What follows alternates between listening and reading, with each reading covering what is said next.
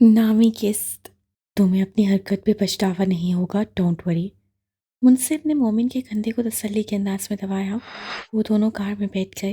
Restaurant तक मुंसिफ ने उसकी रहनुमाई की और वो दोनों जल्द ही एक पुरसुकून से रेस्टोरेंट की छत पर आ बैठे। वहाँ उन दोनों के अलावा कोई नहीं था।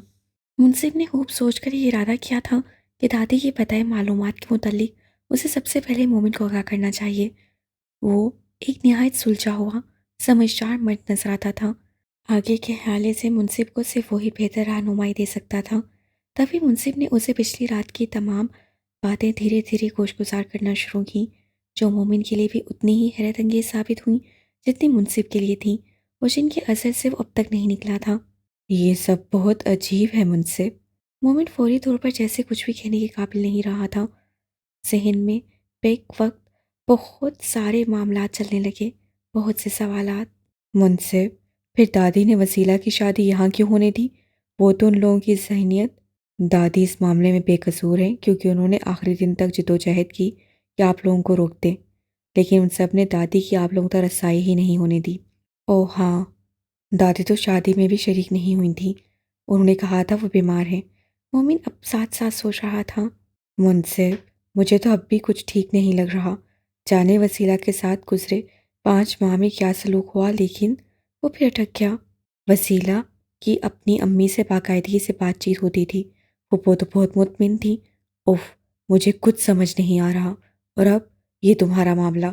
तुम हवेली के वारिस हो और बरसों से बाद दुनिया वालों से मुखफ़ी है। तो फिर आगे क्या होगा? इतना मत सोचो मोमिन। फ़िलहाल बस वसीला का मामला अहम है। उन दोनों ने नाश्ता कर लिया था। मुंसिफ जाने के लिए उठ खड़ा हुआ। मोमिन भी एक ठंडी सांस भरते उठ गया। जिंदगी भी कभी कभार ना जाने कैसे मोड़ लाती है, समझना मुश्किल है। आप? डॉक्टर ने सहन पर जोर देने की कोशिश की। जी, मैं मोमिन अहमद, पेशेंट का भाई हूँ। सही। तो मोमिन साहब, आपकी सिस्टर की फ़ाइल मैंने तैयार कर ली है। सर का ज़ख्म अभी कुछ गहरा है। मुझे अंदरूनी चोटों के मामले में सर तशवीश है, लेकिन कुछ टेस्ट ऐसे हैं जिनकी यहाँ हमारे हॉस्पिटल में सहूलत मौजूद नहीं है, और इसके लिए मैं पेशेंट को पेशावर के एक हॉस्पिटल रेफ़र किया है। आपको उन्हें जल्द से जल्द पेशावर ले जाना होगा। क्या आज ही? मोमिन ने फ़ाइल हाथ में ले ली। एनी टाइम मिस्टर मोमिन, हमने रेफ़र कर दिया है, आगे अब आपकी मर्ज़ी। जी ठीक, हम आज ही उसे ले जाने का बंदोबस्त करते हैं। मोमिन के जहन में बहुत से मामलात एक साथ गर्दिश कर रहे थे। उससे सवालिया मुंसिफ की तरफ देखा। मुंसिफ फ़ौरन उठकर खड़ा हुआ। हम डिस्कस कर लेते हैं। श्योर। डॉक्टर ने मुस्कुरा कर देखा और दोनों बाहर निकल आए। उफ, मोमिन ने गहरा सांस खारिज किया। मैं वाकई कुछ समझ नहीं पा रहा मुंसिफ, और मुझे समझ नहीं आ रहा कि मैं पुप्पो को कैसे। अभी वो सब मत सोचो मोमिन। फ़िलहाल हमें वसीला के बारे में सोचना है। उसे पेशावर ले जाकर उसका इलाज करवाना है, और शुक्र करो वो थाना से बिलाखिर निकल रही है। हाँ, मुझे भी इत्मीनान महसूस हो रहा है।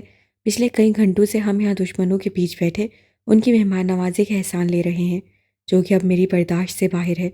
लेकिन अब चूँकि वसीला ही पेशावर जा रही है, तो हमारी फैमिली का यहाँ रुकना बेमानी है। तुम अपना बताओ। आज एतवार है, लेकिन कल तो। हाँ, कल से ड्यूटी है, लेकिन मैं छुट्टी ले सकता हूँ, तुम हुक्म करो। छुट्टी लेने की ज़रूरत नहीं, मैं कुछ और सोच रहा हूँ। मोमिन ने टर्न लेकर कार हवेली के बाहर रोकी। बातें करते वो जल्दी हवेली वापस आ पहुंचे थे। मैं चाहता हूँ तुम पोपो, एलिया और बच्चों को लेकर म्यांदम चले जाओ। उनको घर छोड़कर कल अपनी ड्यूटी भी दे दो। मैं यहाँ से वसीला को एम्बुलेंस से पेशावर ले जाता हूँ। मेरी कार भी मेरे पास रहेगी। एम्बुलेंस में उसके साथ एक लेडी नर्स होगी। मैं कार में साथ साथ जाऊँगा। वहाँ मुझे मूवमेंट में आसानी रहेगी। फिर तुम्हारे पास तो अपनी जीप है, अकेले मैनेज कर लोगे? मुंसिफ नीचे उतर आया। हाँ, इंशाल्लाह। फिर जाते ही उसे एडमिट करवाना है। डॉक्टर की अपॉइंटमेंट ऑलरेडी मिल चुकी है, कोई मसला नहीं होगा। ओके, तो फिर अभी? हाँ, अभी। ठीक है, मैं यहीं रुकता हूँ, तुम उन सबको ले आओ। मैं भी कहाँ अंदर जा सकता हूँ, तुम शायद जानते नहीं। मोमिन हल्का सा हंसा, फिर अम्मी को कॉल मिला दी। I understand. वो भी मुस्कुरा दिया। वो क्या जानता नहीं था यहाँ के माहौल को। रिजवाना चादर ओढ़े बड़े गेट के बाहर आई। ये जगह भी ड्यूड़ी तर्ज की बनी हुई थी। यहाँ आसपास कम ही कोई दिखाई देता था। साथ ही डेरे की दीवार थी।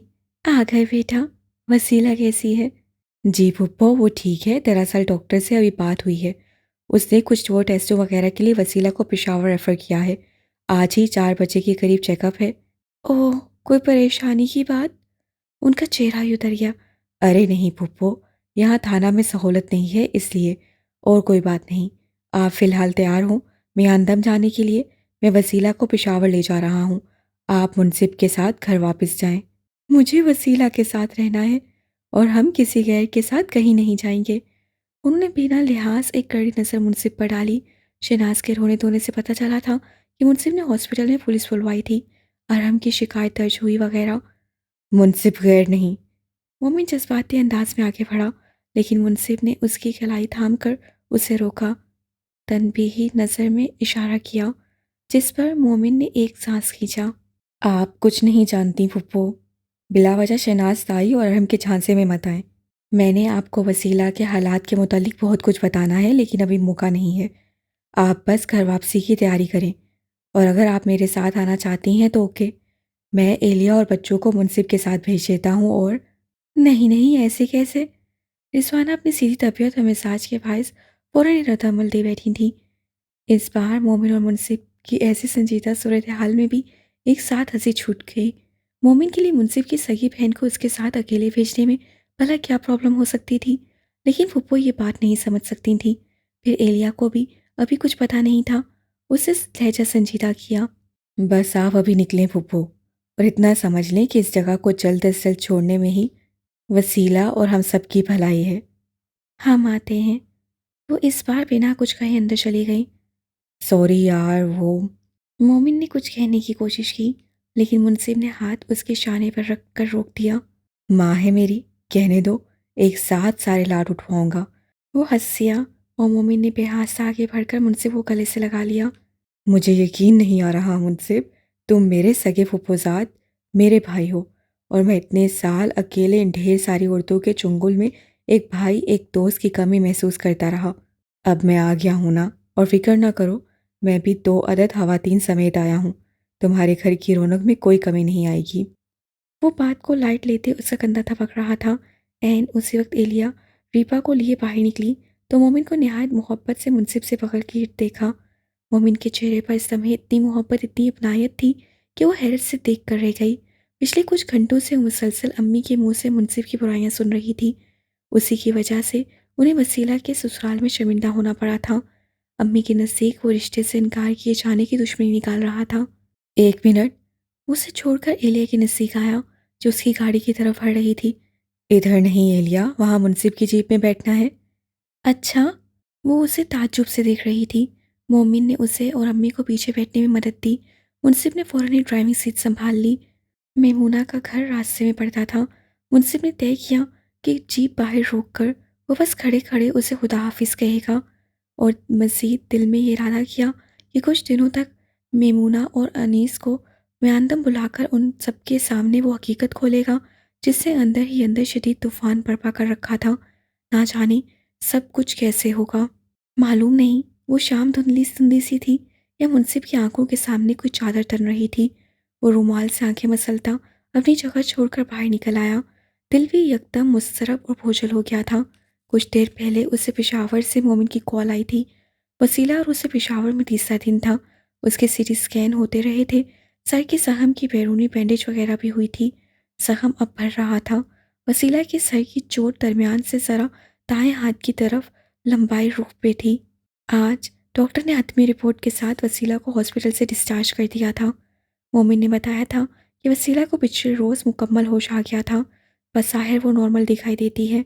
खाना पीना भी सही रहा था, अलबत्ता उसे लिक्विड ही दिया जा रहा था क्योंकि चबाते वक्त उसके सर के जख्म में दर्द होता था। मोमिन ने बताया कि बातचीत से फ़िलहाल डॉक्टर से मना कर रहे हैं, इसी वो खुद भी खामोश है, और वसीला से किसी किस्म का कोई सवाल नहीं किया। परेशान कुन बात इस सारे मामले में ये थी कि डॉक्टर्स के मुताबिक वसीला के दिमाग का राइट हेमिस्फीयर मुतासर हुआ था, जिसकी बिना पर कुछ कहा नहीं जा सकता था कि वो आम जिंदगी में अब कैसे रिएक्ट करेगी। डॉक्टर्स के मुताबिक उसके मामूलाते ज़िंदगी पर गहरी नज़र रखना होगी और घर के अफराद ही बता पाएंगे क्या है वो पहले जैसी वसीला है या उसमें कहीं कोई तब्दीली आई है। मोमिन उसे अपने साथ लिए अगली सुबह में आंदम वापस आ रहा था। क्या हुआ मुझसे? कुछ परेशान लग रहे हो। रिमशा कहवे के 2 कप हाथ में लिए उसके पीछे सहन में निकल आई। मुंसिफ ने एक गहरा सांस खींचते कप हाथ में लिया और सहन में निकलने वाली 2 सीढ़ियों पर बैठ गया। कुछ नहीं। उससे चाय का खून भर लिया। मोमिन और तुम्हारे बीच आजकल क्या बातें होती हैं? क्या वो तुम्हारा अच्छा दोस्त बन गया है? और फिर इतना गहरा कि दिन में कई कई बार कॉल आती है और यूं लगता है जैसे वो हर बात ही आजकल तुमसे डिस्कस करता है। रिमशा ने गुजरे 2-3 दिनों में जो महसूस किया बिना तवक्कुफ उगल भी दिया। मुंसिफ ने एक नज़र बहन को देखा और खुलकर हंस दिया। तुमसे 3 दिन भी कैसे सफ़र हुआ? अरे भाई, जो देखा वही तो पूछ रही हूँ। थाना में एक डेढ़ दिन एक साथ गुजारने के बाद काफ़ी गहरे मुरासिम लगने लगे हैं तुम दोनों के। मुझे तो वैसे ये लग रहा है रिमशा कि तुम जैसे पूछ नहीं रही बल्कि बता रही हो। वो अभी तक हंस रहा था। बाकी तुम्हारे सभी सवालों में ही तुम्हारा हर जवाब भी है। जैसे जैसे ये कि हाँ, इन्हीं 1.5-2 दिनों में दोस्ती गहरी हुई है। और ये कि हाँ, वो अब मुझसे हर बात डिस्कस करता है। तीसरे ये कि है।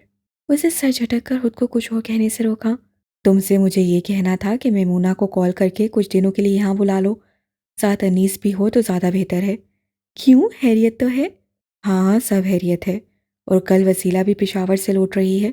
हम उसकी आदत को भी जाएंगे। अच्छा, शुक्र है। अल्हम्दुलिल्लाह। ठीक तो है ना वो? हाँ, डॉक्टर्स ने डिस्चार्ज कर दिया है। बज़ाहिर ठीक है। बज़ाहिर? पूछूंगी।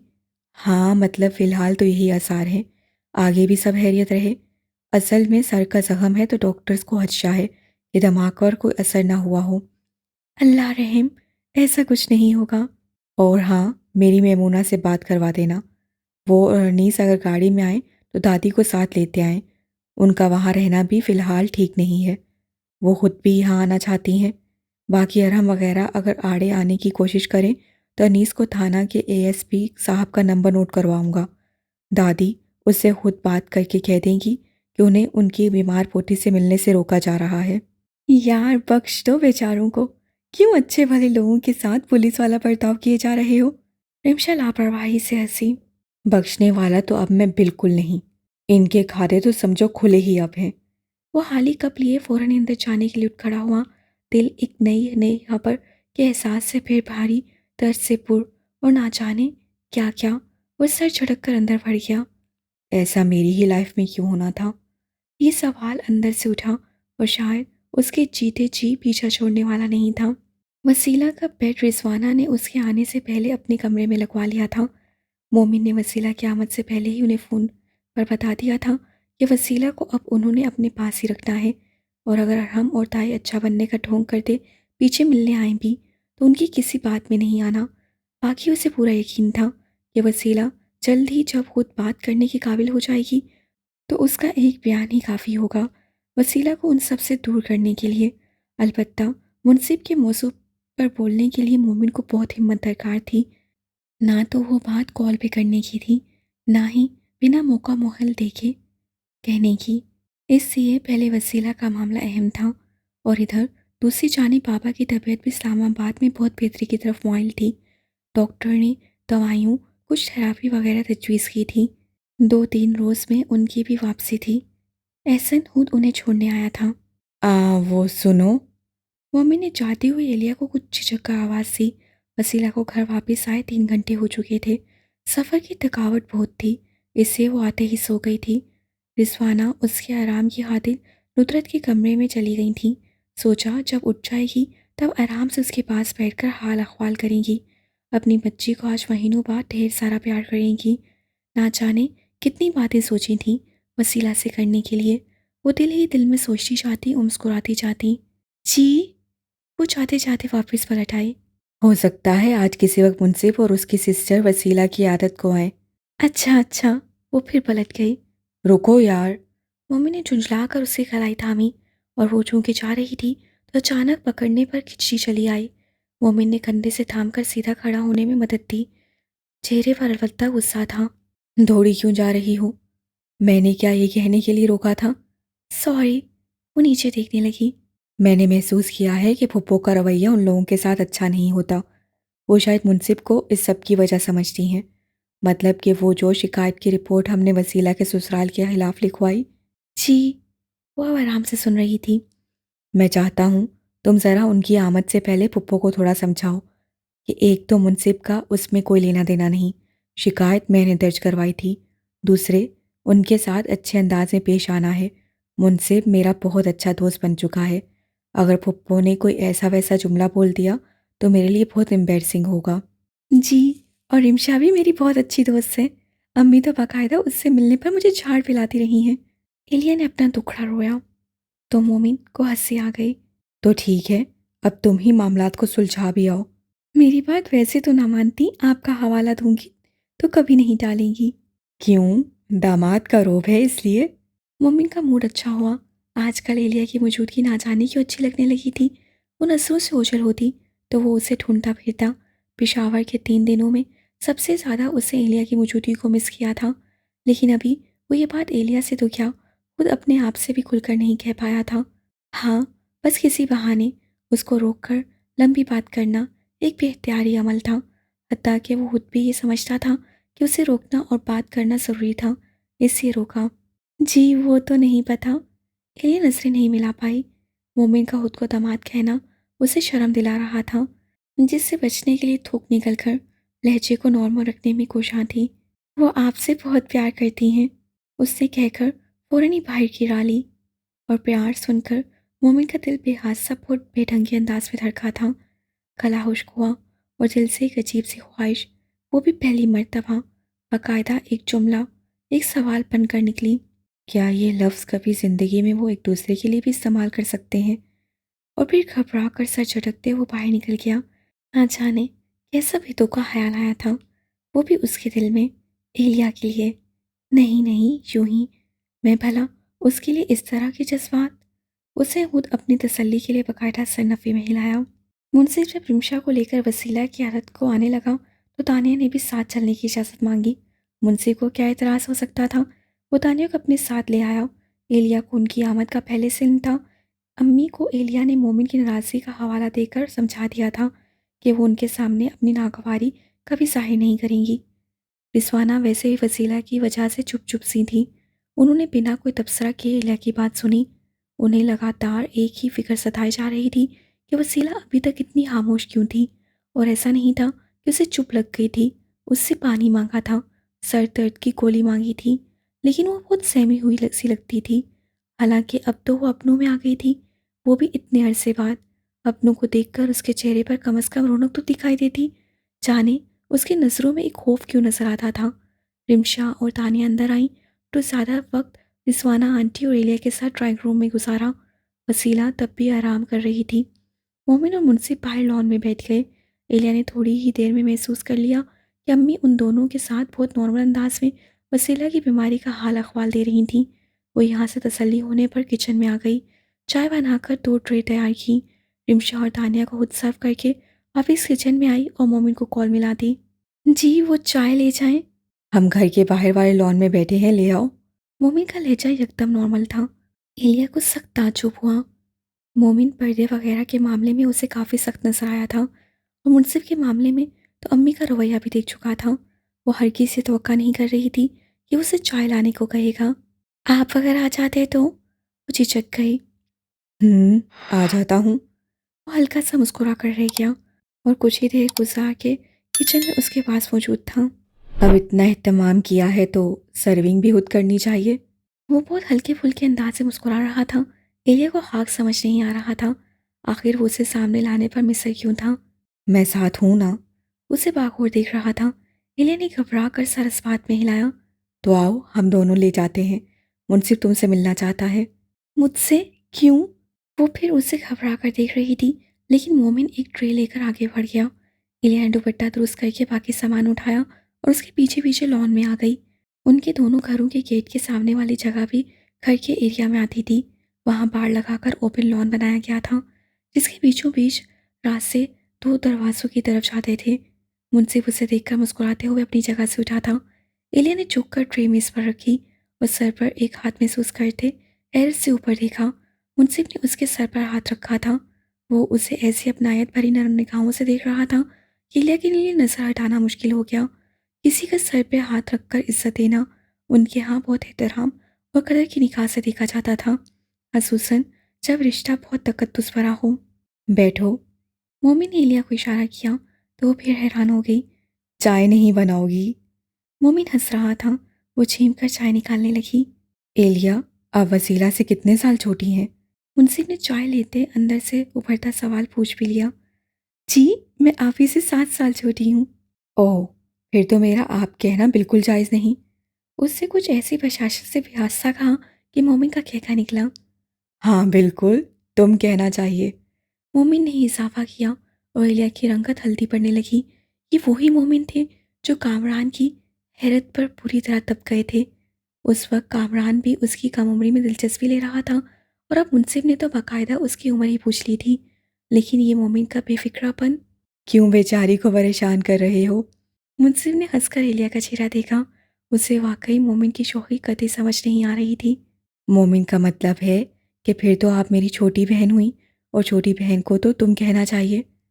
मुंसिफ ने ही उसी घबराहट को कम किया और इस बार एलिया ने हकीकतन सुकून भी महसूस किया। जी मुंसिफ भाई, मैंने सुना था आपकी और वसीला की एक ही डेट ऑफ बर्थ है। ईयर ऑफ बर्थ भी एक है इत्फाक से। वो मुस्कुराया। अच्छा, कमाल है। उससे मोमिन को देखा तो उसने सर हाँ में हिलाया। अच्छा, मैं अंदर चलती हूँ। रिमशा वगैरह बोर ना हो रही हूँ। वसीला अभी तो सो रही हैं। वो उठ खड़ी हुई। मेरे भांजा भांजी को ही बाहर भेज दें। मुझसे मुस्कुरा रहा था। एलिया इस बार मुस्कुराती हुई अंदर बढ़ गई।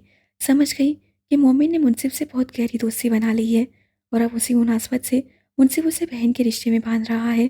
मोमिन का पुरसुकून रवैया भी समझ में आ रहा था और उस वक्त एलिया ज़ाहिर है इससे ज़्यादा नहीं सोच सकती थी। जबकि ये मुनसिफ भी जानता था कि एलिया को देखकर उसके एहसासात इस वक्त कितनी बेअंदाज़ा मोहब्बत लिए हुए थे। वो अपनी छोटी बहन का माथा चूमना चाहता था।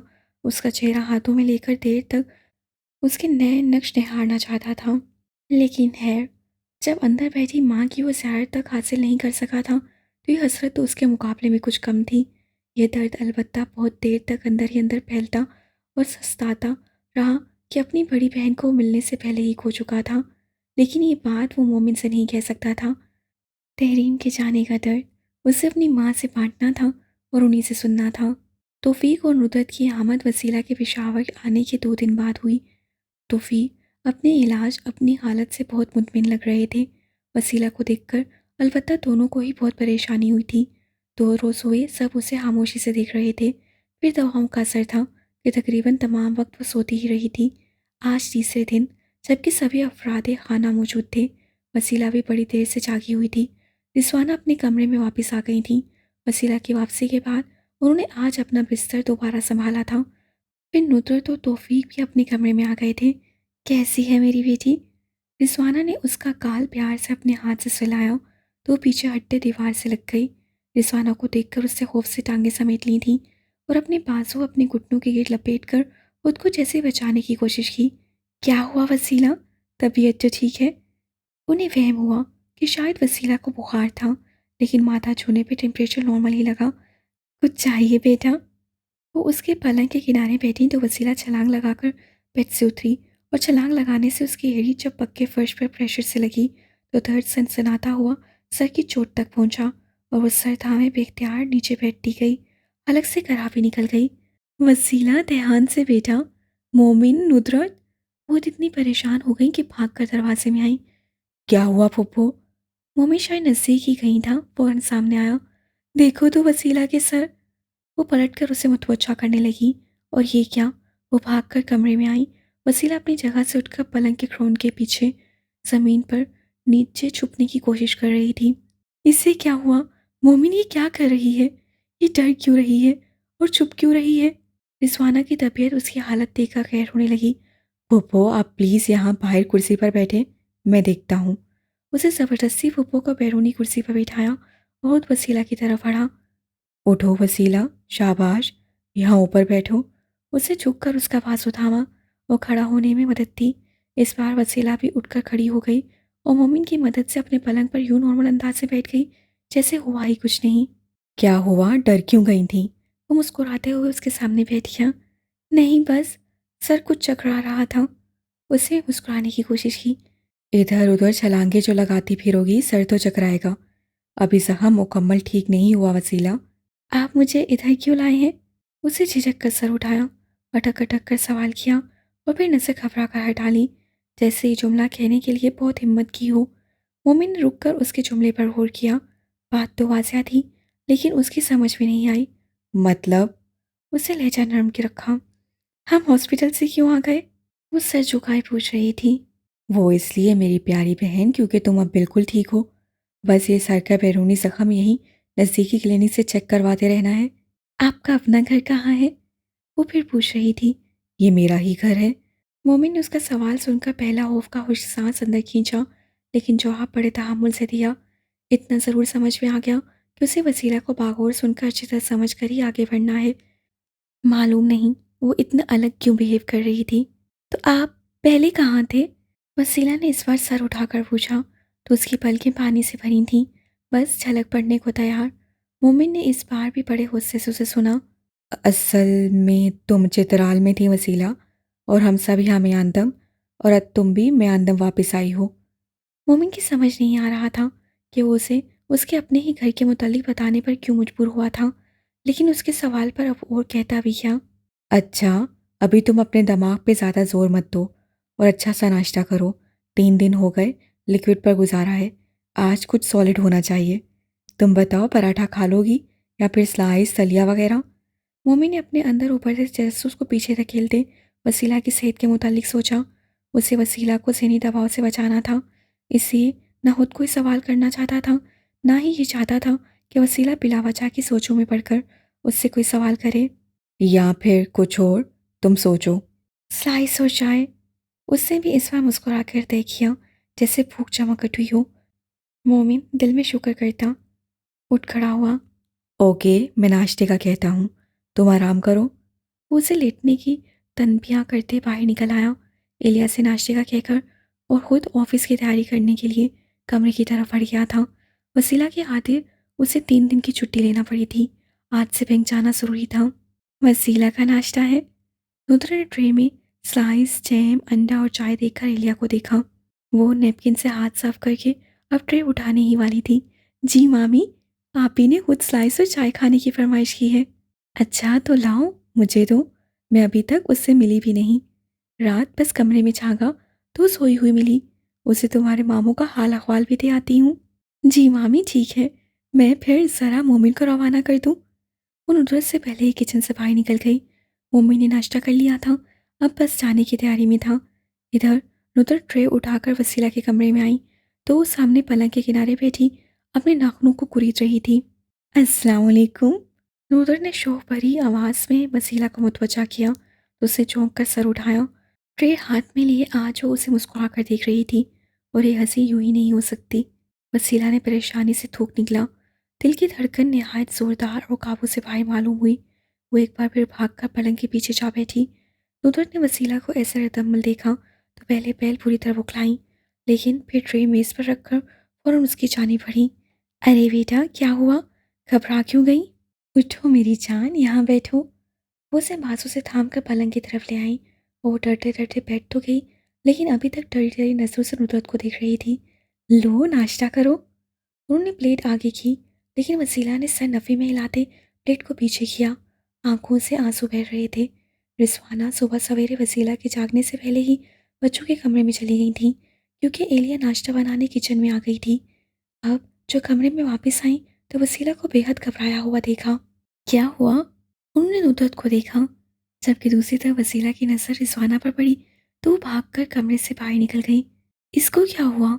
रिजवाना और नुदरत ने हैरत से एक दूसरे को देखा, फिर तेजी से बाहर निकली और नज़र वसीला पर पड़ी तो वो सामने से आते मोमिन के सामने हाथ जोड़कर खड़ी थी।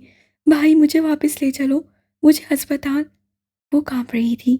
मोमिन ने उसका हाथ हल्के से थपका और सवाली नजरों से पप्पू और अम्मी को देखते आबरू उठाया। जवाबन वो कुछ कह भी ना पाई, बस उसे देखे ही गई।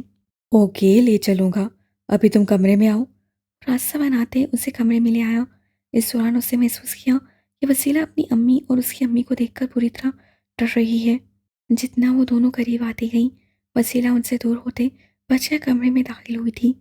क्या बात है वसीला, तुम अम्मी से इतना डर क्यों रही हो? उसने वसीला को बैठने में मदद दी। वो आपकी अम्मी है? वसीला ने सवाल पूछा तो मोमिन ने फिर अपने सर पर एक आसमान गिरता महसूस किया जो वो सोचना नहीं चाहता था। वसीला के सवाल उसे उसी समय ही धकेल रहे थे। वो घर वालों को पहचान नहीं रही थी और ये एक बहुत परेशान कुन बल्कि खतरनाक तरीन मरहला था, न सिर्फ वसीला के हवाले से बल्कि तमाम घर वालों के लिए भी। यह खबर किसी क़यामत से कम नहीं हो सकती थी। हाँ, वो मेरी अम्मी हैं और बहुत अच्छी हैं। इन सब से डरने की बिल्कुल कोई ज़रूरत नहीं। और देखो, अब तुम अपने कमरे में ही रहो, आराम से नाश्ता करो क्योंकि बहुत सारी दवाएं खानी हैं। चलो शाबाश, देखो नाश्ता ठंडा हो रहा है।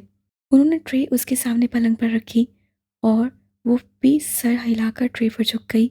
मोमिन ने अपने घर से बाहर जाने का दांस्ता नहीं बताया, अगरचा देख चुका था कि वो सिर्फ उसी को अपना समझ रही है। अलबत्ता वो रुका, कुछ सोचा और एक ख्याल आने पर बाहर निकलते कमरे में आ गया। सुनो, उसने रीबा को सेरेलैक खिलाती एलिया को आवाज़ देकर बुलाया तो वो फौरन ही उठकर सामने आ खड़ी हुई। जी? वसीला का तुमसे कैसा रवैया है? आप ही का? रुक कर सोचने लगी। अभी तक एक बार भी उनसे इस तरह आमने सामने बात नहीं हुई। पिछले 3 दिनों में ज़्यादातर आप ही उनकी रूटीन को देखते रहे थे। मेरा जिस वक्त भी जाना हुआ वो आराम कर रही थी। ओके, तो तुम ज़रा फुप्पो और अम्मी को उसके पास ज़्यादा जाने मत दो। पता नहीं वो उनसे इतना घबरा क्यों रही है। और कोई भी काम हो तो खुद जाकर निपटाओ। जी? उसे सर हिलाया। और देखो, उससे सवाल वगैरह कोई मत करना, बस आम रूटीन के मामलात। मेरे आने तक कोई प्रॉब्लम नहीं होनी चाहिए। बाकी मैं कॉल पर तुमसे पूछता भी रहूँगा। जी। वो फिर सर हिलाई गई और मोमिन बाहर निकल गया। पता नहीं नुदरत, वसीला को क्या हो गया है। रिजवाना इस वक्त लाउंज में बैठी अपने आंसू पोंछ रही थी। मम्मी ने जाने से पहले उन्हें ताकीद की थी कि वो वसीला के कमरे में नहीं जाएंगी और वो उसी बात पर अपना रोना कंट्रोल नहीं कर पा रही थी। एक तो इतने अरसे की दूरी, फिर उसकी ऐसी तबीयत, सोचा था सीने से लगा कर रखूंगी और वो ना जाने मुझसे इतना घबरा क्यों रही है। परेशान ना हो आपा, मुझसे भी तो ऐसे ही कतरा कर भाग रही थी। चोट की वजह से जहन पर दबाव है शायद। फिर ये तरह तरह की दवाएं, मुझे तो नींद की गोलियों का असर लगता है, इसीलिए फिलहाल नॉर्मल अंदाज में सोच नहीं पा रही। कहीं उसकी चोट की वजह से तो कुछ। रिजवाना खदशा पिलाकर जुबान पर आ ही गया। रुद्रत ने उनके हाथ पर हाथ रखा। अच्छा अच्छा सोचें, इंशाल्लाह ऐसी कोई बात नहीं होगी। अल्लाह करे ऐसा ही हो। उन्होंने आ भरी और रुद्रत वहाँ से उठाई। वसीला के रिएक्शन वाकई बहुत अजीब थे। वो भी परेशान हुई थी, लेकिन जाहिर है ये बात एक माँ से नहीं कही जा सकती थी। वो गुमसुम से अपने कमरे की तरफ जा रही थी जब एलिया किचन के दरवाजे में आई। बात सुने मामी। उन्होंने चौंक कर सर उठाया और एलिया की तरफ आ गई। हाँ बेटा, क्या हुआ? वो मामी असल में, एलिया जैसे अल्फाज मुंतखब कर रही थी। रुद्रत ने हैरान होकर देखा। क्या बात है एलिया? मामी, वो 3 दिन बाद रहीम आपी की बरसी आ रही है। ओह! रुद्रत ने हैरत से मुंह पर उंगलियां रखी। घर के दीगर मामलात इतने उलझे हुए से थे कि यह ख्याल कहीं दूर दूर तक आया ही नहीं। अगस्त का एंड आ गया था और पूरा एक साल बीत गया था। हाँ एलिया, ये तो पहले सोचा ही नहीं। तो फिर इन हालात में वो उसे ही सवालिया नज़रों से देखने लगी। जी, वो तो अम्मी और मोमिन से डिस्कस करने में पता चलेगा कि क्या करना है। और वो फिर रुक गए। और क्या, बच्चों की पहली सालगिरह भी तो उसी दिन। उससे बात रोककर मामी को देखा तो वो कुर्सी पर बैठ गई। दिमाग तो वाकई कुछ अरसा हुआ बिल्कुल ही काम छोड़ चुका था।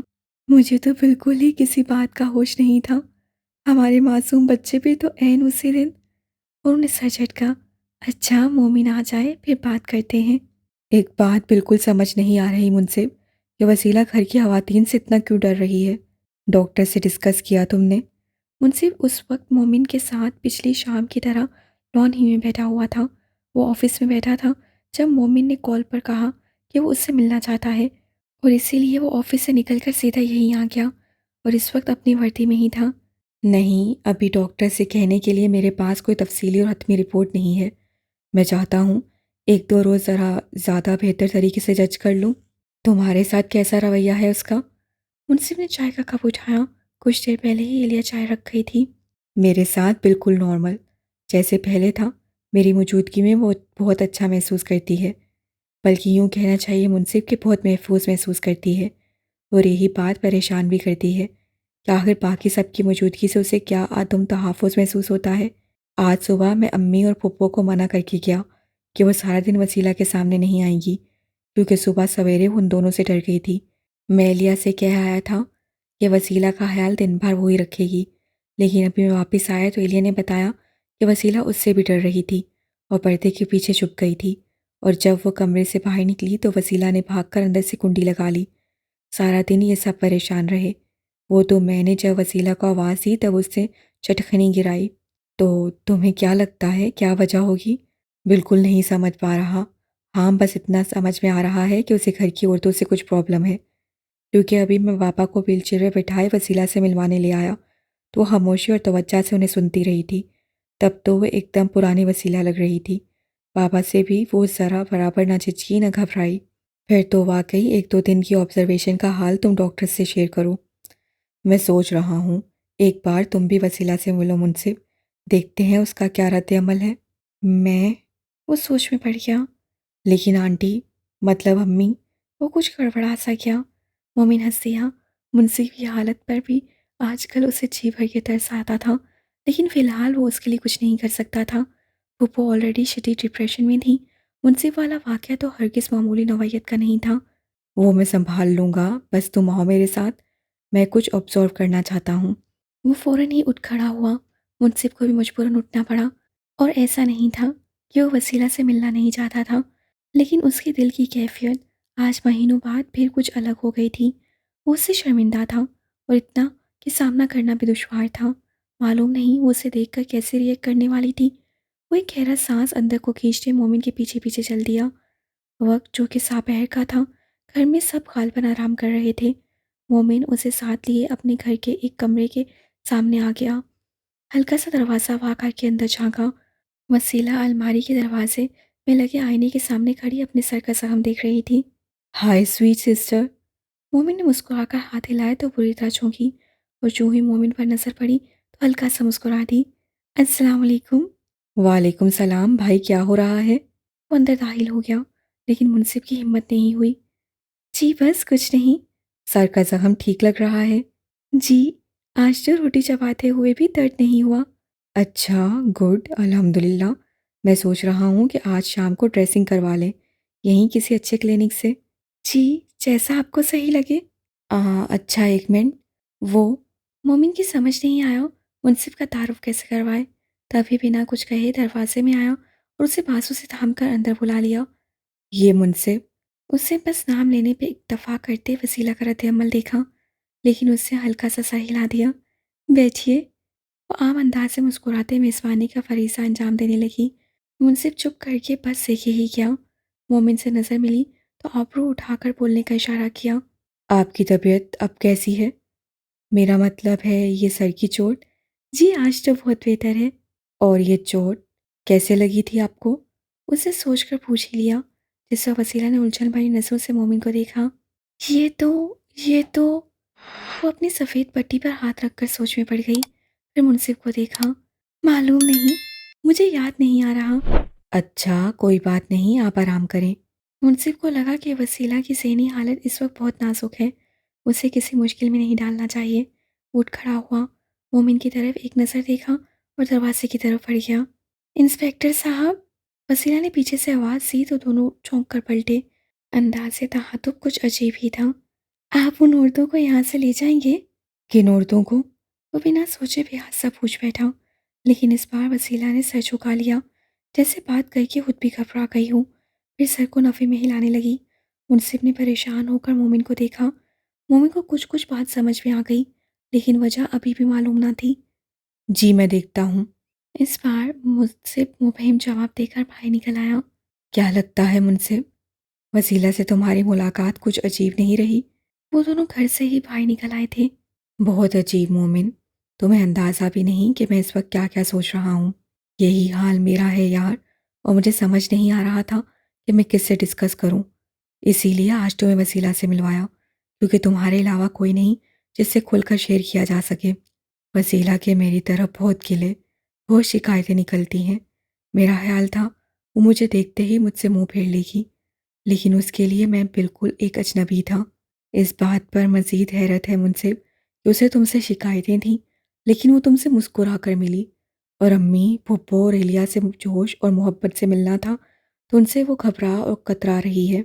ये वैसे वाक़ई एक बिल्कुल ही ना समझ आने वाली बात है मोमिन, और इसे डॉक्टर से डिस्कस करना चाहिए। क्या इस डर की वजह आदमी-औरत का फ़र्क है? मोमिन जैसे अपने आप में बड़बड़ाया, फिर मुंसिफ को देखा। जिन 6 लोगों से वो अब तक मिली है, उनमें 3 मर्द और 3 औरतें हैं। और ये देखो कि मुझसे, तुमसे और अप्पू से उससे बहुत सहूलत से बातें की। कहीं कोई डर खौफ देखने में नहीं आया। लेकिन औरतों से मुंसिफ ने भी मोमिन की बात पे गौर किया। उस दिन रिमशा और तानिया आईं तो बता रही थी कि वसीला आराम कर रही थी, यानी उनकी मुलाकात नहीं हो सकी। मतलब अगर उनसे मुलाकात हो जाए दोबारा? मोमिन एकदम एक्साइटेड हुआ। वाकई मुंसिफ, तुम उन दोनों को एक बार फिर भेजो। इस बार वो वसीला से मिलकर जाएं। इससे हमें बहुत हेल्प मिलेगी। हाँ श्योर, मैं कल ही उन्हें सुबह यहाँ ड्रॉप कर दूंगा। शायद हमें कुछ रिजल्ट निकालने में आसानी हो। वैसे भी मैं सोच रहा था कि तानिया इन मामलात में हमसे कहीं ज़्यादा तजुर्बा रखती है। तुमसे शायद मैंने उसका जिक्र नहीं किया, वो एक साइकेट्रिस्ट है। मिंगोरा में उसका अपना क्लिनिक था। रियली? मोमिन हैरान हुआ। फिर तो हमें ज़रूर उन्हें वसीला से मिलवाना चाहिए। ओके, मैं आज ही उससे बात करता हूँ। और देखो, परेशान ना होना, सब ठीक हो जाएगा। मुंसिफ ने उससे मुसाफा करते उसके हाथ पर दूसरा हाथ रखकर तसल्ली भी दी और जाने के लिए रवाना हो गया। मोमिन पलटकर अपने कमरे में आया तो इलिया को अपना मुंतज़िर पाया। वो उससे तरहीम की बरसी और बच्चों की सालगिरह वाले मामले पर बात करना चाहती थी। हम्म मोमिन कुर्सी पर बैठकर जूते उतारने लगा। एलिया की बात ने उसे भी सोच में डाल दिया था। अम्मी और फुप्पू का क्या कहना है? उसने सवालिया नज़रों से एलिया को देखा। वो सामने ही बेड के किनारे पर बैठ गई थी। अम्मी से तो अभी बात नहीं हुई। मामी ने कहा है आपसे मशवरा करूं। मसला ये है कि वो दोनों शहादत की उंगलियां होंठों पर रखे एक बार फिर सोच में डूब गया। तरहीम की बरसी का मामला अहम भी है, ज़रूरी भी। लेकिन वसीला की तबीयत को देखते मैं घर में खवातीन वगैरह के बुलवाने के हक में नहीं हूँ। हत्ता कि मैं ये भी नहीं चाहता कि इन दिनों में नुसरत हाला या किसी करीबी रिश्तेदार की घर आमद हो। वसीला की जहनी हालत को अभी हम भी ठीक तरह से समझ नहीं पाए। वो अब जैसे अपने आप से बातें कर रहा था। एलिया खामोशी से सुन रही थी। ओके, तो ऐसा करते हैं कि करीबी मस्जिद में दुआ और तलबा का खाना करवा लेते हैं। मौलाना साहब से मैं आज ही बात कर लेता हूँ। कल जुमा भी है, सवेरे खत्मे कुरान करवा लेंगे। जी, ये तो बहुत अच्छा ख्याल है। और बच्चों की बर्थडे की जहाँ तक बात है, तो वो हम हालात बेहतर होने पर किसी और दिन सेलिब्रेट कर लेंगे। बल्कि आने वाले सालों में भी सालगिरह की डेट अलग होनी चाहिए। जी, मैं भी यही सोच रही थी। अच्छा, मोमी दिलचस्पी से मुस्कुराया। तो कहा क्यों नहीं? मुझे लगा शायद मेरा आइडिया पसंद ना आया आपको। वो बहुत झिझक कर बोली और मोमिन भी मुस्कुराहट छुपाते वहाँ से उठ गया। ये नया इंकशाफ तो उसे भी अब होने लगा था कि उसकी सोच एलिया की सोच से कितनी मिलती थी। लेकिन एलिया को शायद अभी इस बात का एहसास नहीं था। आपकी खिड़की की जर्द लाइट बारिश में बहुत दिलकश महसूस हुई तो कॉल मिला ली। वैसे अंदाज़ा नहीं था कि ये आप ही का कमरा है या किसी और। मेरे तसव्वुर ने अलबत्ता बाग़याना ऐसी छलांग लगाई थी, यानी चाय पीती या किताब पढ़ती वसीला खातून। मुंसिफ ने आंखों को सख्ती से मेज कर सर जेब की बैग से टिकाया।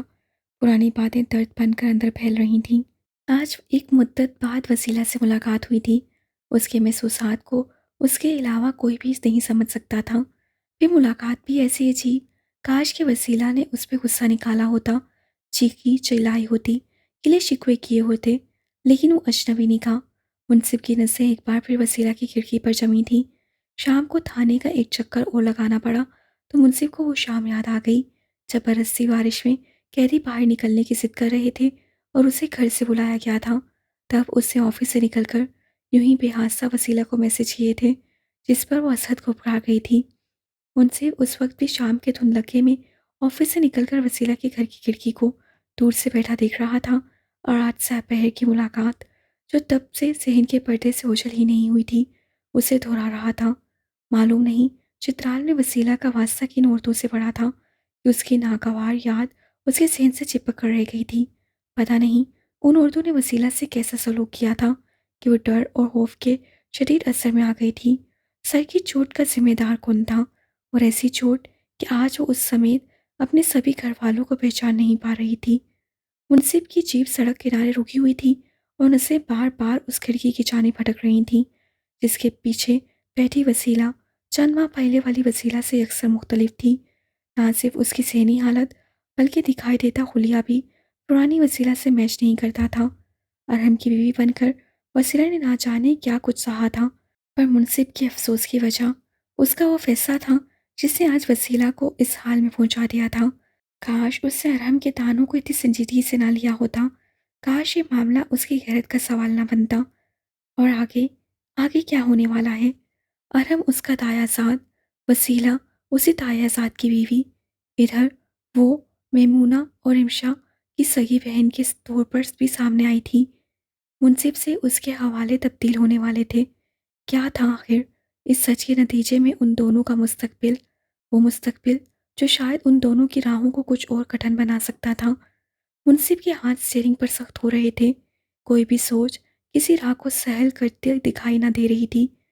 मालूम नहीं ये सब किस तरफ जा रहा था। कुछ काम कर रही थी। मोमिन ने मोबाइल से सर उठाकर एलिया को देखा जो तौलिए से चेहरा साफ कर रही थी। जी नहीं, बस अभी अभी फारिग हुई हूँ। आज सारा दिन इतनी शरारतें की हैं दोनों ने और अब दोनों ही थक के सो गए हैं। और वसीला? वो सीधा हो बैठा। नसें अलबत्ता मुकम्मल ध्यान से एलिया पर जमा रखी थी। वो बागौर कुछ देख रहा था। एलिया को अलबत्ता अदराक नहीं था। वो चेहरा साफ करके अब हाथों पर लोशन लगा रही थी। अम्मी और मामी को तो वो देखते ही दरवाज़ा बंद कर देती है। मुझे बच्चों ने तंग किए रखा। मामी बता रही थी कि उन्होंने नाश्ता वगैरह फिरोज़ा के हाथ भिजवाया। तो फिरोज़ा से नहीं डरती? मम्मी को अचानक ख्याल आया। हाँ, बताया तो नहीं ऐसा कुछ। मेरे हाल से तो नहीं डरी। वो ड्रेसिंग टेबल के आगे से हटाई और मालूम नहीं कि इरादा क्या था, लेकिन इससे पहले ही मोमिन अपनी जगह से उठकर उसके सामने आ खड़ा हुआ और उसे शानों से थाम लिया। जी। उसका दिल उछला, फिर डूबा। पदक कर पीछे होते वो गिरते गिरते बची। 1 मिनट। मोमिन ने गुस्से से आबरू खींचे और उसे दोबारा पकड़कर सामने खड़ा किया। आराम से नहीं ठहर सकती? खा नहीं रहा? जी। उसे सर झुका लिया। दिल तो काबू में आया ही नहीं था। पता नहीं कंधों से पकड़ना क्यों ज़रूरी था। वो बस सोच कर रह गई और मोमिन उसे थाम कर दोबारा ड्रेसिंग टेबल के सामने ले आया और खुद ही स्टूल पर बिठा दिया। कैसे उलझे और बिखरे हुए बाल बना रखे हैं। अब बंदा कम से कम कंघी के लिए तो कुछ वक्त निकाल लेता है। वो नरमी से कहते उसका उलझे बालों वाला चूड़ा खोलने लगा। एलिया हैरान तो हुई, शर्मिंदा भी हो गई क्योंकि सुबह उसे नींद से उठकर बिना कंघी किए ही बाल चूड़े में समेट लिए थे और अब उन्हें छुड़ेलू जैसे बालों का गुच्छा मोमिन के हाथ में था और वो रुतने को थी। यानी कि हद हो गई। यही वक्त मिला था मेहरबान होने के लिए। वो शर्म से पानी पानी हो रही थी। मोमिन ने इस दौरान ब्रश उठाकर उसके बाल सुझाना शुरू कर दिए थे। एलिया की पलकें टुपटुपा रही थीं। मोमिन का ऐसा रवैया तो उसे तसव्वुर में भी लाना छोड़ दिया था। मेरा दिल ही दुखाता था हमेशा। कहाँ तो बात भी ढंग से नहीं करते थे और आज बाल सुलझाना वो जैसे बुत बनी बैठी थी। पहले तुम ऊंची पोनीटेल बनाया करती थी तो लड़की लगती थी, वो भी छोटी सी लड़की। एलिया ने देखा वो उसके बाल बनाते बड़ी धीमी मुस्कान लिए उसे याद दिला रहे थे और वो कुछ हैरतज़दा रह गई। मुंह से तो बोला ही कुछ नहीं गया। हम्म, हो गए सेट। उससे हाथ झाड़कर अपनी मेहनत देखी। एलिया ने भी खुद को आईने में देखा। मम्मी ने उसके बाल सुलझाकर उसकी ऊंची पोनीटेल बनाई थी, फिर सामने रखे स्टैंड में से लिपस्टिक निकाली। इनमें से कोई खिलता हुआ शौक कलर लगाओ। उसे लिपस्टिक एलिया के हाथ पे रखी और गायब दमागी से उसे देखते उससे एक लिपस्टिक अलहदा की। मम्मी ने उसके हाथ पे उंगलियां मारकर लिपस्टिक गिरा दी। सड़ा हुआ फीका रंग बिल्कुल नहीं। जी। उसे सर हिलाकर खुद को हाथ से शो किया और एक सुर्ख लिपस्टिक निकालकर सामने की। मैंने नहीं लगानी मोहतरमा, आप लगाकर थोड़ी सी नाजुक ज्वेलरी भी पहन लें। क्यों? उससे हिम्मत करके पूछ ही लिया। हैरत तो अब मारे ही डाल रही थी। मैं तुम्हें वसीला के पास ले जा रहा हूँ। अब तक तुम अकेली गई इसलिए वो डर रही थी। मुझसे चूंकि नहीं घबराती तो मैं तुम्हें साथ ले जाता हूँ। अच्छा। उसे जैसे कुछ कुछ समझ में आया। फौरन ही छोटे छोटे टॉप्स और एक चेन गले में पहन ली। ठीक है। वो सामने खड़ी हो गई। बहुत। वो मुकम्मल तवज्जो से उसे देखते बस कुछ कहते कहते खुद को रोक गया और एलिया भी समझ नहीं पाई कि बहुत से यहाँ क्या मुराद थी। दोनों वसीला के कमरे में आए तो वो गोद में तकिया रखे यूं ही बैठी थी। मोमिन को देखकर उसके चेहरे पर बशाशत दौड़ गई। दोपहर को वो अपने पुलिस वाले दोस्त के साथ उसके कमरे में आया था और अब वसीला ने नागवारी की नज़र एलिया पर डाली, जिसे मोमिन ने फ़ौरन ही भांप लिया। अलबत्ता कहा कुछ नहीं और सामने वाले बेड के किनारे बैठे हाथ पकड़कर एलिया को बिल्कुल करीब बिठा लिया। कहो वसीला, हमारा कपल तुम्हें कैसा लगता है? उससे कहते के साथ ही एलिया की पीठ के पीछे से बाजू ले जाकर उसे कंधे पर रख दिया। एलिया का तो सांस मुकम्मल रुक गया। वसीला ने अलबत्ता हैरत से मोमिन को देखा। तुमने मुझे कन्विंस करते हुए कहा था एलिया अगर मेरी वाइफ बनी तो मुझे मायूसी नहीं होगी। ये बहुत कॉम्प्रोमाइजिंग है। और याद है, मैं उस वक्त चिढ़ रहा था, झुंझलाया हुआ था, इसकी कम उम्री से हाइफ था। लेकिन आज देखो कि हम एक दूसरे से अलग लगते हैं। उसे एलिया को मजीद अपने करीब करते प्यार से कहा, कहो ना वसीला। उसे एलिया की हैरत को नज़रअंदाज करते वसीला की तरफ देखा, लेकिन वो खाली खाली नजरों से एलिया को देखते अभी तक नाखुश दिखाई देती थी। एलिया ने अगर आज मेरी ज़िंदगी के बहुत से हालात पुर किए हैं तो इसका क्रेडिट तुम्हें जाता है। तो फिर क्या बात है वसीला कि आज उसी एलिया से तुम किसी बात पे हफ़ा दिखाई देती हो? कुछ हुआ है क्या? नहीं।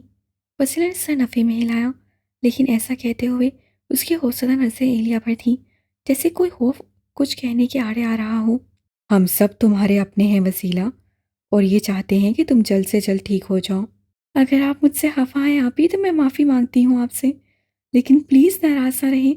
एलिया ने अपने दोनों हाथ वसीला के सामने छोड़ दिए और वो फिर भी सर नीचे किए खामोश बैठी रही। एलिया ने सवालिया मोमिन को देखा, जिसे तसल्ली से पलकें मूंदी। अच्छा तुम आराम करो वसीला, मैं कुछ देर में दोबारा आता हूँ, फिर बहुत सारी बातें करेंगे। वो कहकर उठ खड़ा हुआ। एलिया ने भी पैरवी की और दोनों बाहर निकल आए। आज मैं अकेले में उससे कुछ तफसीली बात करता हूँ। शायद ये बाकियों की वजह से ज़्यादा चुप रहती है। वो जैसे अपने आप में बड़बड़ाया। एलिया ने एक गायब दिमागी से सर हिला दिया था। मोमिन एक नज़र देखा। कमरे तक के रास्ते में एलिया उसे बार बार चोर नसों से देखती आई थी। उसे महसूस किया कि एलिया को वसीला से भी ज़्यादा चुप लगी हुई है। कुछ पूछना है? मोमिन ने एकदम ही सवाल किया। जी, पूछोगी? नहीं। अच्छा क्यों? अंदाज में हैरत थी। वो रुक कर उसे देखने लगा। कोई सवाल नहीं आ रहा अंदर से? अंदाज कुछ शरारती सा था। एलिया की कुछ समझ में नहीं आया तो कमरे में घुस गई। वो टिश्यू पेपर उठाकर लिपस्टिक उतारने लगी। कुछ देर पहले की मोमिन की तमाम बातें खुश और हैरान किए जा रही थीं।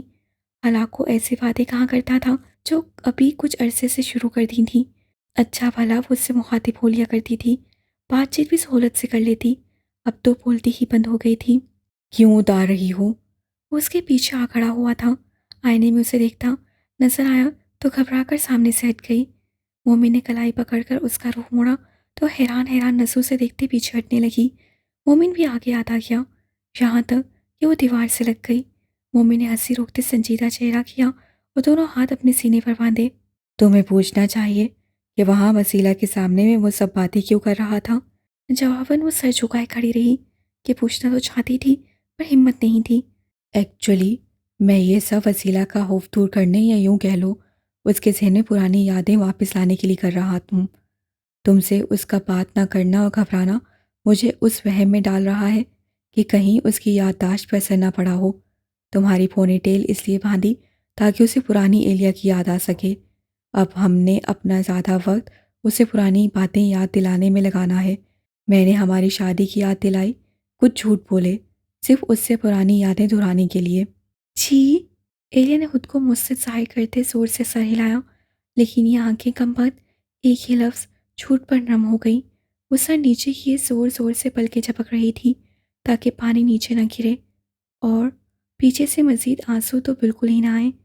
वो एक खूबसूरत झूठ की इतनी मुख्तसर मुद्दत पर अभी खुलकर खुश भी नहीं हो पाई थी कि मोमिन ने वो खुशी उससे बड़ी बेरहमी के साथ छीन ली थी।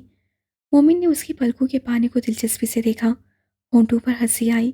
वो तो इसी नेचुरल इजहार के लिए इतने दिनों से सारा तरद्दुद कर रहा था। बहुत दिनों से जो कुछ खुद महसूस कर रहा था। खुद से एक दिन सवाल किया कि मोमिन अहमद, जवाब इजहार के मुतालिक क्या सोचते हो? दिल ने कहा, जवाब भी उतना फितरी उतना अपनायत भरा मिलना चाहिए। अब वसीला की हालत तो तुम्हारे सामने है। उससे लहजा संजीदा रखा। जी मैं समझ सकती हूँ। उसे सांस खींचकर खुद को नॉर्मल किया और एक साइड से होकर बाहर जाने लगी। बाकी हमारे सच पर हम किसी वक्त आराम से बात करेंगे। मोमिन की आवाज़ से उसके सांस और कदम बाया वक्त रोके। फिर वो बिना कुछ कहे बाहर निकल गई। हमारे सच के बारे में क्या कहेंगे आप? जानती हूँ। उसी किचन की तरफ जाते इस बार बिल्कुल अपने आंसुओं को नहीं रोका और रूपा को ब्याह कर लाने की बात करेंगे और मुझे दिल पे जबा करके हाँ कहनी पड़ेगी। अब वादा कर चुकी हूँ और ये भी यूं ही तो नहीं माने थे शादी के लिए। सरसों जैसे खुले पीले कपड़ों में वो खुद भी बहारों की कली जैसी तरोताज़ा थी। तान्या ने आज पहली मर्तबा मुंसिफ की मोहब्बत उसकी वसीला को देखा था। हल्की सी दस्तक देकर वो दोनों कमरे में दाखिल हुई तो वसीला ने अजनबी नजरों से आने वालों को देखा। तान्या को खाली खाली निगाह भी इतनी पसंद आई कि वो उस मासूम परी से नजरें हटाना भूल गई। मालूम नहीं कैसा दिल खींच लेने वाला खालीपन था उन आंखों में, और आंखों की खूबसूरती अपनी जगह। तान्या को उन आंखों के सहमेपन ने चौंकाया था। वो उन्हें देखकर अपने आप में सिमटी क्यों थी, फिलहाल समझना मुश्किल था। निमिषा ने आगे बढ़कर पहले मुसाफा किया, फिर तान्या आगे बढ़ी और उसके सामने वाले सिंगल पलंग के किनारे बैठ गई। आप कौन? वसीला की आवाज़ भी उसी शख्सियत जैसी खूबसूरत थी। हम यहाँ करीब नहीं आए हैं, आपकी तबीयत का सुना तो पूछने आ गए। तान्या ने बहुत नब्बे तोले अंदाज में बहुत संभल कर आगाज़ किया। मुंसिफ ने उससे वसीला से अपनी मुलाकात का हवाल शेयर करते मदद मांगी थी कि अगली बार उसे वसीला से एक मारे नफ्सियात के अंदाज से मिलना है, और ये सब मामलात उससे तानिया पर छोड़ दिए थे कि उसे वहाँ जाकर क्या कहना है, कौन से सवाल पूछने हैं। अलबत्ता इस सारी मुलाकात से उससे बहुत कुछ अखज़ करके आना था। अच्छा अच्छा, वो पहली मर्तबा हल्का सा मुस्कुराई। मेरा नाम तानिया है और ये रिमशा है। आप सुनाए तबीयत अब कैसी है? जी अल्लाह का शुक्र है, अब तो बहुत बेहतर है। अच्छा, अल्हम्दुलिल्लाह। तानी कुछ देर के लिए खामोश हो गई। वसीला दो बातों का जवाब देकर अब गायब दिमागी से अपनी कमीज़ के प्रिंट पर उंगलियां फेर रही थी। सर नीचे झुका हुआ था और यकदम लाताल्लुक नजर आती थी, जैसे अब कुछ पूछना और बताना ना हो। रिमशा ने सवाल नजरों से तानिया को देखा तो उससे पलकें खींची। अब तो उसी ने ही बात को आगे बढ़ाना था। आप क्या करती हैं वसीला, मतलब स्टडीज़ वगैरह? तानिया ने अपना अंदाज साफ़ी सा रखा, जैसे पहली मुलाकात पर होता है मामूल के सवालात पूछने वाला। मैंने एलएलबी किया है। अच्छा माशाल्लाह, तो फिर प्रैक्टिस वगैरह? तानिया ने खुद को पुरजोर जाहिर किया। अभी तक तो नहीं कर सकी। उसके चेहरे पर मायूसी छा गई। पहले अम्मी बीमार हो गई थी, फिर मेरी तबीयत ऐसी हो गई। ओह अच्छा, तो फिर अब? तानिया ने बात को जारी रखा। अब तो जब वापसी होगी तभी। उसे कंधे उचकाकर उसे मायूस के अंदाज में जवाब दिया और सर झुका लिया, जबकि रिमशा और तानिया ने बेहास सा एक दूसरे को देखा। वापसी? कहाँ वसीला? तानिया ने रुककर बहुत सोचकर सवाल किया तो वसीला ने अपनी बड़ी बड़ी पलकें उठाकर तानिया को देखा। इस कैद से निकलकर उससे एक बहुत दर्द भरी आँख खींची थी। तानिया को ये एक बहुत मुश्किल घड़ी लगी। एहतियात से आगे बढ़ना ही मकसद तक पहुंचा सकता था। उसे जल्दबाजी से काम नहीं लेना था। उससे अपना दिमाग दौड़ाकर कुछ सोचा। इस दौरान अपना हाथ गैर महसूस तरीके से रिमशा के हाथ पर दबाकर उसे कुछ भी बोलने से मना किया। रिमशा का यूं ही बिना सोचे कुछ कह देना इस मौके पर सारे खेल को बिगाड़ सकता था। इधर रिमशा भी सांस रोके इस हैरत अंगेज जवाब के अगले मरहले की मुंतज़िर थी। क्या हम आपकी कोई मदद कर सकते हैं? मेरा मतलब है इस कैद से निकलने में। उससे आवाज़ को नीचा रखते अपना मुंह वसीला के कुछ करीब किया, जिससे वसीला की आंखों में हल्की सी उम्मीद की चमक पैदा हुई। उससे बेहासा दरवाजे की तरफ देखा था। इन लोगों ने आपको अंदर कैसे आने दिया? इस बार वसीला की आवाज़ भी धीमी थी। बस हम खुद ही आ गए, बाहर कोई दिखाई नहीं दिया। तानिया एक बार फिर मोहतात हुई। आप मेरी मदद करेंगी? वसीला का हल खुश्क हुआ। उम्मीद की इस हल्की सी किरण को वो अपने मुकाबिल बैठा देख रही थी। जी वसीला, आप मुझे बहुत अच्छी लगी हैं। मैं आपकी मदद ज़रूर करूँगी और किसी को कुछ बताऊँगी नहीं। वो अपनी जगह से उठकर फ़ौरन वसीला के मुकाबिल जा बैठी। लहजा भी सरगोशाना कर लिया। आप प्लीज़ जल्दी से मुझे अपना मसला बताएं, ऐसा ना हो कोई आ जाए। ताया ने उसका सफ़ेद कोमल हाथ अपने हाथों में लिया। मुझे अपनी अम्मी के पास जाना है। वो बीमार है, मुझे बहुत याद करती हैं, लेकिन ये लोग जाने नहीं देते। आपकी अम्मी कहाँ है इस वक्त? तानिया ने सवाल किया। हम मियांदम से हैं, मेरी सारी फैमिली वहाँ है। यहाँ एक भाई रहता है अच्छा सा, उसी ने मेरा इलाज करवाया है, लेकिन वो मुझे साथ नहीं ले जा रहा। वो इन लोगों को अच्छा समझ रहा है। अच्छा। ताने ने फिर कुछ देर रुक कर सोचा। वसीला की बातें उलझी हुई सी थी। उसके लिए बहुत सोच कर आगे बढ़ना था। वो इस वक्त मियाँदे में मौजूद थी और अपनी फैमिली, हत्ता कि अपनी माँ के पास थी। लेकिन जो वो कह रही थी, वो इस सारी सूरत हाल से मैच नहीं कर रहा था। अच्छा तो वसीला, यहाँ कौन कौन आपका दुश्मन है? मुझे किससे बचकर रहना होगा? वो 3 औरतें। वसीला की आंखों में एक खौफ था। कौन सी 3 औरतें? तानिया का दिल अब धड़क रहा था। वही, सब जो यहाँ रहती हैं। उसकी आंखें खौफ से फैली हुई थी। उनके नाम क्या है? नाम? वसीला एकदम सोच में पड़ गई। फिर सर उठाकर तानिया को देखते सर नफ़े में हिलाया। नाम तो मुझे किसी का याद नहीं। अच्छा कोई बात नहीं, मैं खुद सोचती हूँ। आप बस मुझे 2-4 दिन दे दे। आप करेंगी मेरी मदद? हाँ ज़रूर, आप मुझ पर भरोसा करें। ताने ने मुस्कुराकर फिर उसका हाथ दबाया और तभी एलिया ट्रे हाथ में लिए अंदर दाखिल हुई। वसीला का हाथ अभी तक तानिया के हाथ में था। वसीला ने जल्दी से हाथ छुड़ाकर दोनों हाथ अपनी गोद में बांध लिए। वो तासा तानिया से कुछ दूर हटकर बैठ गई। एलिया से चाय का कप लेते उसके हाथ में कपकपाहट आ गई थी। तानिया ने देखा, एक बार फिर वो सहमी हुई हिरनी लग रही थी। सबके दरमियान का वक्त वो बिल्कुल नॉर्मल लगने लगी थी। बोलचाल भी मुतवाज़न थी। पर अब एलिया को देखकर ना जाने क्यों ताने ने आबरू के इशारे से एलिया को बाहर जाने का इशारा किया और वो भी चूंकि सारे मामले में शरीक थी, इसे फ़ौरन समझकर बाहर निकल गई। वसीला, ये लड़की कौन थी? ये उनकी काम वाली है, बहुत खतरनाक है। वसीला के चेहरे पर एक खौफ दिखाई देता था। ओह अच्छा। तानी ने ज़्यादा तबसरा नहीं किया। अच्छा वसीला, हम दोबारा आएंगे, आप आराम करें और एक अच्छी खबर का इंतज़ार भी। वो उसका शाना थपक कर रमशा को इशारा करती फ़ौरन ही बाहर निकल आई। क्या बना, कुछ पता चला? एलिया ही सबसे पहले उन दोनों की जानिब लपकी। अभी तो कुछ भी समझना मुश्किल है।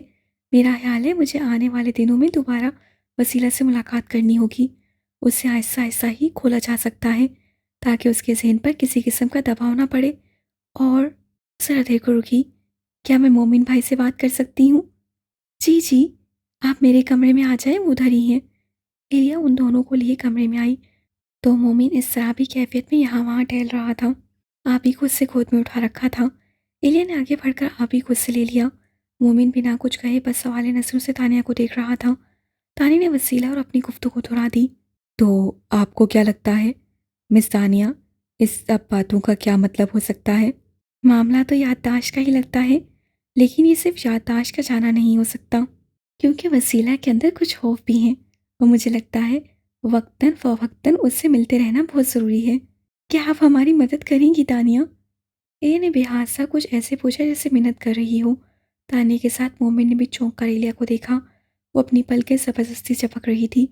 बोला भी बड़ी मुश्किल से क्या था, लहजा नम था। ये कोई पूछने की बात है एलिया? तानिया ने उसके हाथ पे अपना हाथ रखा। मैं बिना आप सबके कहे ना सिर्फ मदद के लिए तैयार हूँ, बल्कि मुझे आप सबका साथ भी चाहिए। और अम्मी? इस बार एलिया अपनी आवाज़ पे काबू नहीं रख पाई। मोमिन ने बड़ी मुश्किल से उस पर सब किया। उन सबको भी बताना पड़ेगा।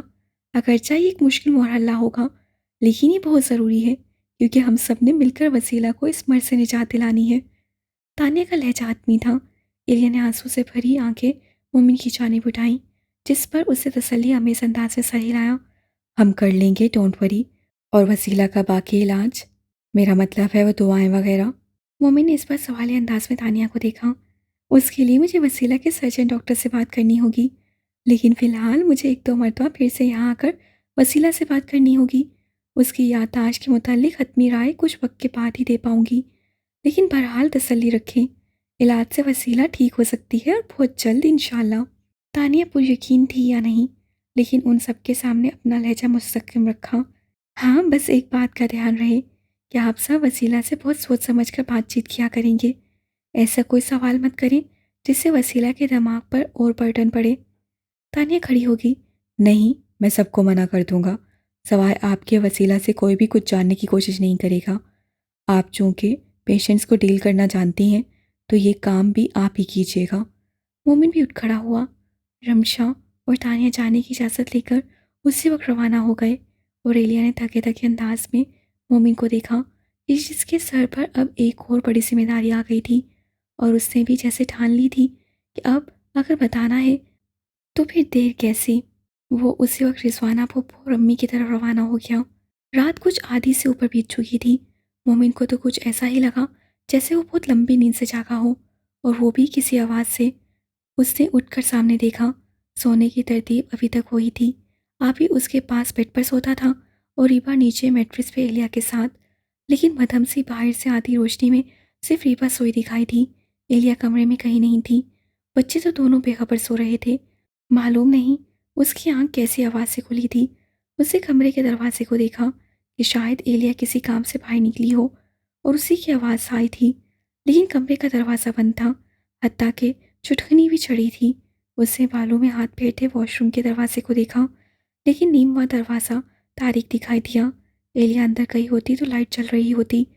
वो कंबल हटाकर दरवाजे से नीचे उतरा। एलिया कहाँ थी? वो कारपेट पर नंगे पाँव चलता छोटे कमरे के दरवाजे तक आया। दरवाज़ा आधा खुला हुआ था। वो थोड़ा और आगे आया तो हल्की हल्की सिसकियों की आवाज़ सुनाई दी।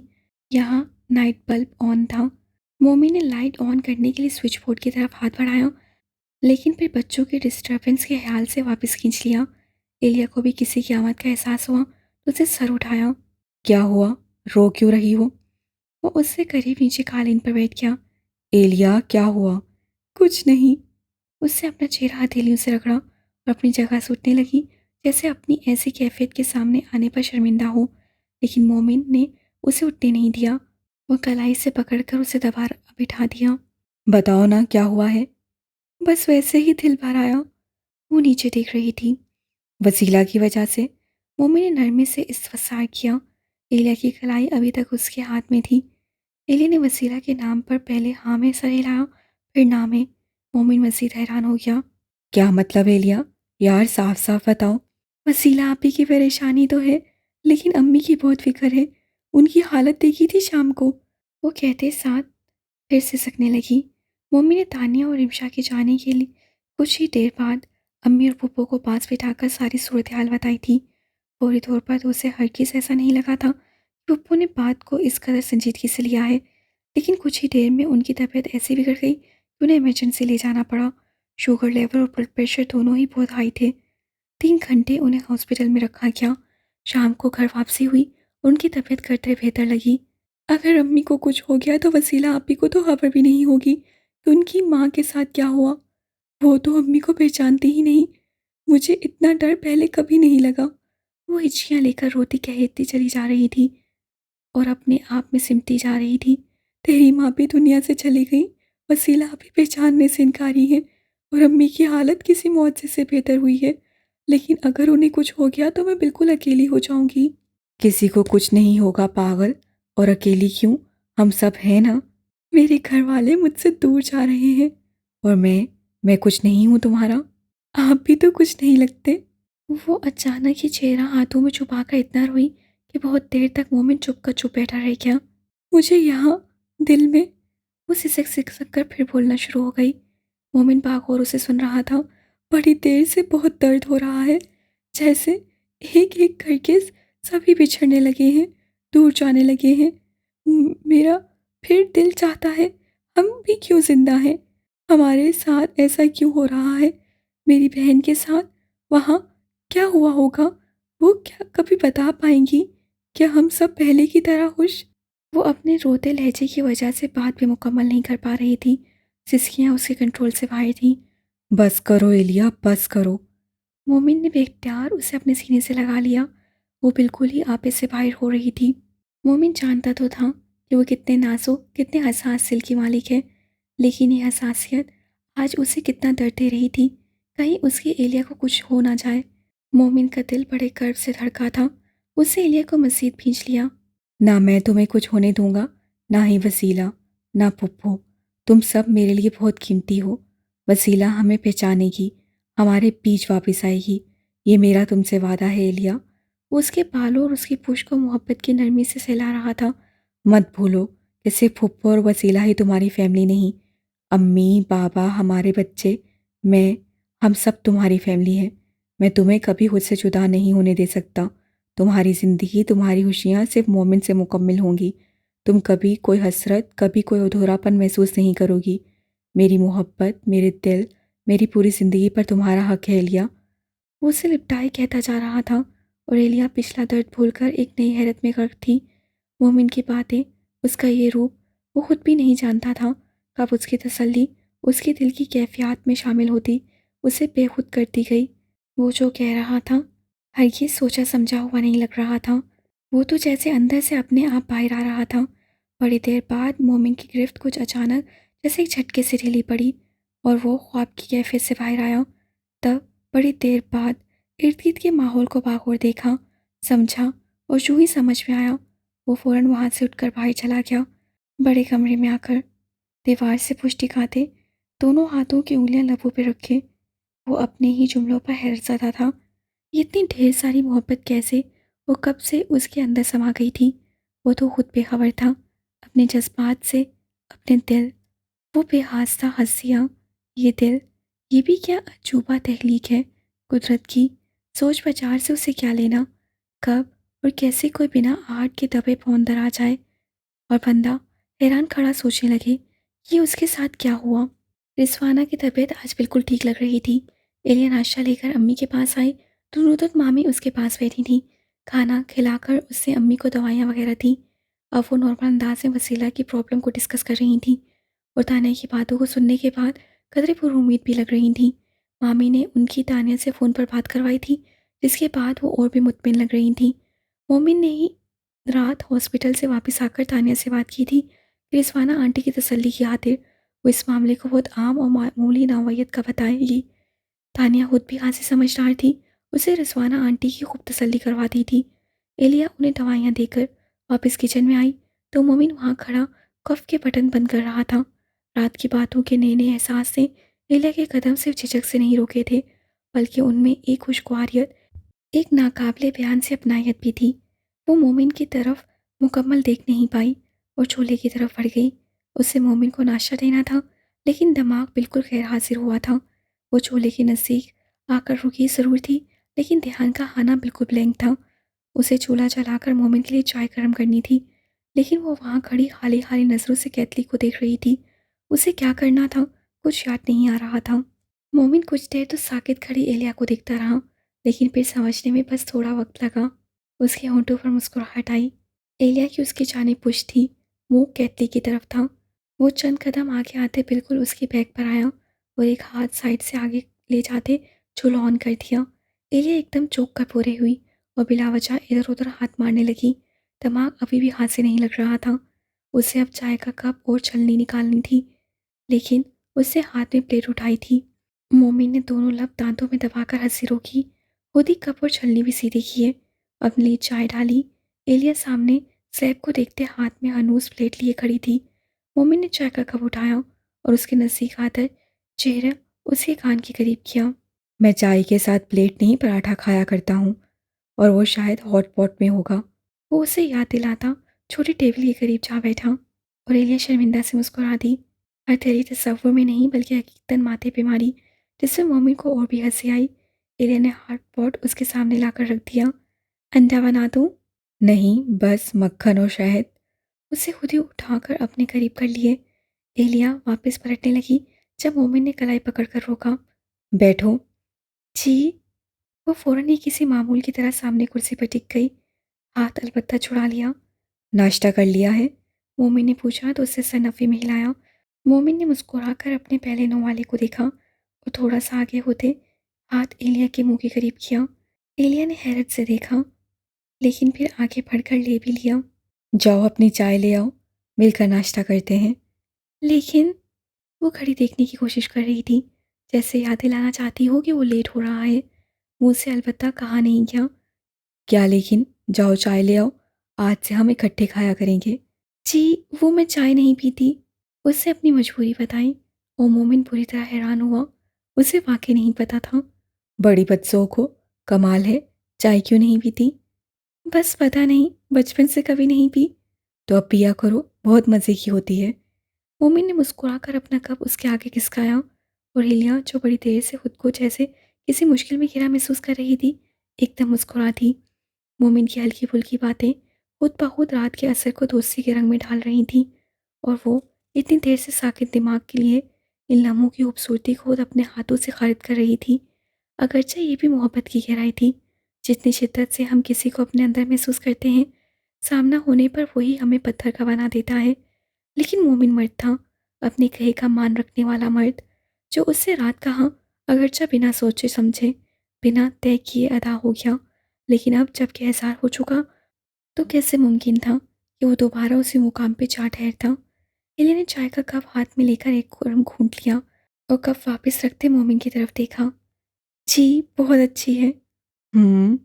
वो उसे मुस्कुराकर देखते कप उठाकर मुंह से लगाने लगा, लेकिन एलिया ने फौरन हाथ बढ़ाकर रोक दिया। मैं आपके लिए और लाती हूँ। ये तो झूठी हो गई। ये झूठा समझा मुझे नहीं समझाओ, यही ठीक है। मुस्कुराकर अपने नाश्ते में मसरूफ हो गया और एलिया बस मोहब्बत से देखकर रह गई। इस दिन के बारे में उसने कब सोचा था। मोमिन ने ऑफिस से निकलकर मुंसिफ से रब्ता किया तो पता चला कि वो ड्यूटी से फारिग होकर अपने घर पहुंच चुका है। मुंसिफ ने उसे भी वहीं बुला लिया। मोमिन ऑफिस से सीधा मुंसिफ के घर आ गया। कैसी तबीयत है अम्मी की? मुंसिफ ने आवाज़ शायद रिमशा की वजह से नीचे रखी। मोमिन ने एक नज़र किचन की तरफ देखा, फिर मुंसिफ को। सिस्टर को नहीं बताया? अभी किसी को नहीं बताया? बड़ी बहन थाना से आ जाए तो फिर? कैसा लगता है मुझसे? ये सब बहुत नाकाबिले यकीन है। दर्द होता है। मुंसिफ ने बेहद सराह भरी थी। मोमिन चूक सा गया। खुद को वसीला का मुजरिम समझता हूँ। नहीं, मैं तुम्हारे मामले की बात कर रहा हूँ। मोमिन कुछ उलझ सा गया। मुंसिफ उसे देखकर हंस दिया। मैं भी उसी मामले की बात कर रहा हूँ। रिश्तों नातों की ये इनकलाबी तब्दीली अपनी जगह मोमिन, लेकिन दर्द इस बात का है कि अगर मुझे उस वक्त इस बात का इल्म हो गया होता तो मैं अरहम के तानों उसकी धमकियों में तो ना आता और ना ही वसीला इस हाल को पहुंचती। दादी के अमल के पीछे उनके डर उनके खौफ थे, इसलिए उन्हें तो इल्ज़ाम नहीं दे सकता, लेकिन कुदरत से भी क्या शिकवा करूं। फ़िलहाल ये सब मत सोचो मुझसे, और पीछे मुड़कर देखने का फ़ायदा भी क्या है। फ़िलहाल हमें वसीला की सेहत पर फोकस करना है। कैसी तबीयत है उसकी? मुंसिफ ने भी अपना ध्यान पिछली बातों से हटाया। यार, तुमसे आज बहुत कुछ डिस्कस करना है। सबसे पहली बात यह कि डॉक्टर तानिया से कब और कैसे मुलाकात हो सकती है। तानिया यहाँ से तीसरे डोर पर रहती है। मैं भी कॉल करके पता कर लेता हूँ। अगर वो फ्री है तो यहीं मिलने आ जाएगी। Okay good. दरअसल मैं उन्हें बतौर एक साइकेट्रिस्ट के वसीला के लिए हायर करना चाहता हूँ। उनकी फ़ीस वगैरह, उनके विज़िट वगैरह के मुतल्लिक ज़रूर पूछो, लेकिन फ़ीस की बात वो नहीं सुनेगी। मुंसिफ जरा सा मुस्कुराया तो मोमिन को हैरत हुई। क्यों? भाई मैं ऑलरेडी उसे हायर कर चुका हूँ और यही सब कहा है, लेकिन वो फ़ीस वगैरह नहीं लेगी। एक्चुअली बात यह है मोमिन कि तानिया ने एक हादसे की वजह से अपना क्लिनिक और काम दोनों छोड़ दिए थे। उसकी तफसील मैं फिर किसी वक्त सुनाऊंगा, लेकिन यहाँ म्यांदम में बावजूद हम सब के फोर्स करने के वो दोबारा क्लिनिक खोलने पर तैयार नहीं हुई। अलबत्ता अब वसीला की बीमारी के बाद जब मैंने उससे बाकायदा उसके इलाज के लिए फ़ेवर मांगी तो तानिया ने उसे मेरी दोस्ती की खातिर एक चैलेंज समझते हुए कबूल कर लिया है। और अगर उसकी कोशिशों से वसीला मुकम्मल सेहतयाब हो जाती है तो ना सिर्फ उसका एतमाद बहाल होगा, बल्कि वो अपना क्लिनिक भी दोबारा खोल लेगी। लेकिन शर्त यही है कि वो अपने चैलेंज की राह में एक रुपया भी वसूल करने को तैयार नहीं। बाकी आइंदा माह इंशाल्लाह।